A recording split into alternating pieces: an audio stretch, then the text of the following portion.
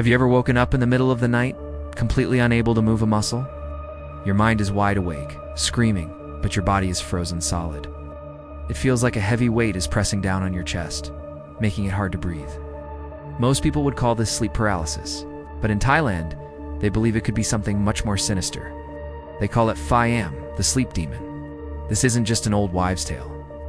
Let me tell you a story that still sends chills down my spine. A young university student, let's call her Pim, moved into a new dormitory in Bangkok. The rent was cheap, almost too cheap. Her friends warned her, whispering stories about the building being cursed, but Pim, being practical, just laughed it off. That was her first mistake. The first night, she woke up abruptly. Her room was dark, but she wasn't alone.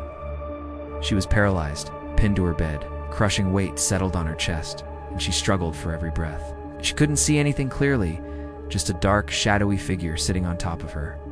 A faint, raspy whisper filled her ears, reciting ancient Thai prayers in a language she barely understood. Then, as suddenly as it started, it was over. She gasped for air, sitting bolt upright in her empty room. The next morning, she tried to convince herself it was just a nightmare, a side effect of stress from her studies. Then she saw them. Dark, ugly bruises on her chest, right where the weight had been. They were shaped almost like fingers. Fear began to creep in. The same thing happened the next night, and the night after that. Every single night she'd wake up, frozen, with the shadow on her chest, its whispers growing louder and more menacing. Pim was exhausted, terrified, and covered in bruises.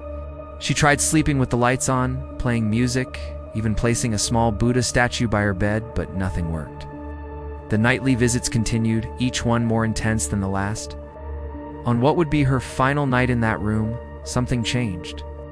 As she woke to the familiar feeling of paralysis and the suffocating weight, she managed, with every ounce of her will, to force her eyes open. This time the shadow wasn't just a formless blob. It had a face, and as her eyes met its, the shadowy figure leaned in close, its whispering stopping, and then it smiled. A wide, terrifying smile that promised endless torment. Pim finally understood. This wasn't a dream. This was real. The next morning, she packed her bags and fled, never looking back. She didn't know what it was or what it wanted. But she knew that if she had stayed one more night, she might not have woken up at all.